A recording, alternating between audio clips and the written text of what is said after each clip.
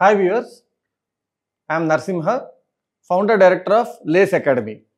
మనందరికీ తెలుసు SSC banking వంటి కాంపిటేటివ్ ఎగ్జామ్స్ అన్నిట్లోనూ అలాగే ప్లేస్మెంట్ ఎగ్జామ్స్ అన్నిట్లోనూ కూడా యాప్టిట్యూడ్ అనేది వెరీ ఇంపార్టెంట్.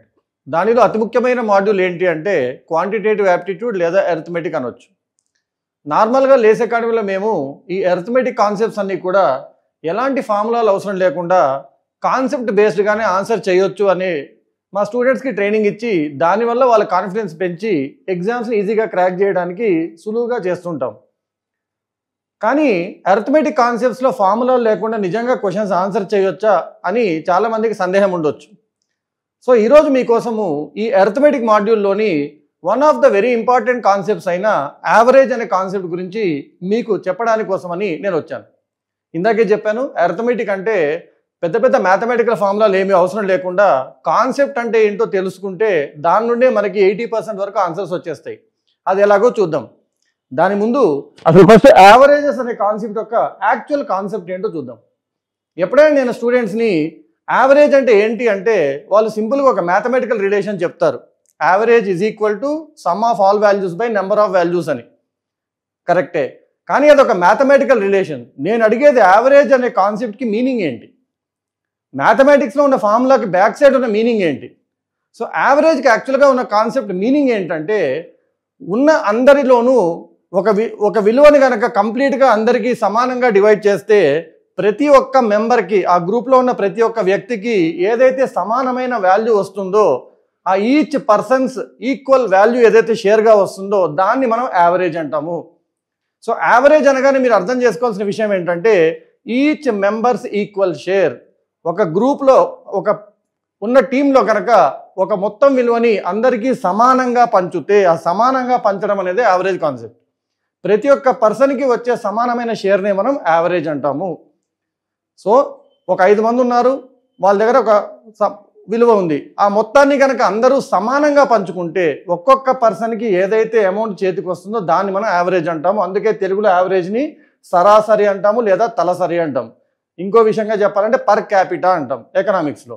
సో తల ఒక్కింటికి వచ్చే సమానమైన భాగాన్నే మనం యావరేజ్ అంటాము. సో మనం గుర్తుపెట్టుకోవాల్సింది ఏంటంటే యావరేజ్ అంటే ప్రతి ఒక్కరి దగ్గర ఉన్న ఈక్వల్ మొత్తము.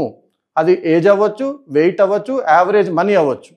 సో యావరేజ్ గల యాక్చువల్ కాన్సెప్ట్ ఏంటి అంటే ఈక్వల్ షేరింగ్. అందరూ సమానంగా పంచుకుంటే ప్రతి ఒక్కరికి వచ్చేదే యావరేజ్ అవుతుంది. మరి ఈ విషయాన్ని గుర్తుపెట్టుకొని మనకి కాంపిటేటివ్ ఎగ్జామ్స్లో కానీ యాప్టిట్యూడ్ టెస్ట్లో కానీ వచ్చే యావరేజ్ బేస్ క్వశ్చన్స్ని ఏ విధంగా ఆన్సర్ చేయొచ్చు చూద్దాం. ఇక్కడ నేను ఒక ఎగ్జాంపుల్ క్వశ్చన్ తీసుకోవడం జరిగింది. ఇది బ్యాంక్ ఎగ్జామ్స్లో కానీ ఆర్ఆర్బీలో కానీ ఎస్ఎస్సిలో కానీ ఎలాంటి కాంపిటేటివ్ ఎగ్జామ్స్ అయినా రావచ్చు. సో ఒకసారి ఈ క్వశ్చన్ ఏంటో మీకోసం చదివి వినిపిస్తాను. The average weight of a group of students increases by 2 kg when a student of weight 20 kg is replaced with another student of weight 50 kg అన్నాడు. సో ఒక గ్రూప్ ఆఫ్ స్టూడెంట్స్ ఉన్నారు, వాళ్ళ యావరేజ్ వెయిట్ ఎంతో తెలియదు, కానీ ఒక 20 kg wait ఉన్న స్టూడెంట్ని బయటికి తీసేసి 50 kg వెయిట్ ఉన్న స్టూడెంట్తో రిప్లేస్ చేయడం వల్ల, అతన్ని తీసేసి ఇతన్ని తీసుకురావడం వల్ల ఈ యావరేజ్ 2 kgs పెరిగింది. అయితే what is the number of students in the group అన్నాడు. సో గ్రూప్లో ఉన్న నెంబర్ ఆఫ్ స్టూడెంట్స్ ఎంత అని అడిగాడు. ఒకసారి సింపుల్గా ఆలోచిస్తే ఆ గ్రూప్లో ఎంతమంది ఉన్నారో తెలియదు, కానీ ఒక వ్యక్తి బయటికి వెళ్ళి ఇంకో వ్యక్తి లోపలికి వచ్చాడు అంటే ఎంతమంది అయితే ఉన్నారో ఇప్పుడు కూడా అంతమందే ఉన్నారు. కానీ ఎప్పుడైతే 20 kg వెయిట్ బయటికి వెళ్ళి 50 kg వెయిట్ లోపలికి వచ్చిందో ఆ గ్రూప్ మొత్తానికి మనకి అర్థం కావాల్సింది 30 kg అదనంగా వచ్చింది. They have a advantage of 30 kgs extra. So ఈ 30 kgs ఎక్స్ట్రా వచ్చిందని తెలుసు, మనం యావరేజ్ డీల్ చేస్తున్నామని తెలుసు. ఇందాకే అనుకున్నాం యావరేజ్ అంటే ఈక్వల్ షేరింగ్ అని. సో ఈ ఎక్స్ట్రా వచ్చిన 30 kgని కూడా అందరూ ఈక్వల్గా షేర్ చేసుకుంటారు. మరి 30 kgని అందరూ ఈక్వల్గా షేర్ చేసుకుంటే ఒక్కొక్కరికి ఎంతో కొంత ఎక్స్ట్రా వస్తుంది. క్వశ్చన్ ఏమంటుంది, యావరేజ్ ఒక్కొక్కరికి 2 kgs ఎక్స్ట్రా వచ్చింది. సో ఈ క్వశ్చన్ ఏమడుగుతున్నాడంటే ఈ వచ్చిన 30 kgని ఎంతమంది పంచుకుంటే ఒక్కొక్కరికి 2 kgs వస్తుంది అని అడుగుతున్నాడు. సో ఈ క్వశ్చన్ మొత్తానికి మీనింగ్ ఏంటంటే అమ్మ 30ని ఎంతమంది డివైడ్ చేస్తే 2 వస్తుంది, 30ని దేంతో డివైడ్ చేస్తే 2 వస్తుంది అనడము 3rd క్లాస్ క్వశ్చన్ అమ్మ, 3వ తరగతిలో చదివారు. 30ని 15తో డివైడ్ చేస్తే 2 వస్తుంది. కాబట్టి మొత్తం ఎంతమంది స్టూడెంట్స్ ఉన్నారంటే 15 మంది స్టూడెంట్స్ ఉన్నారు.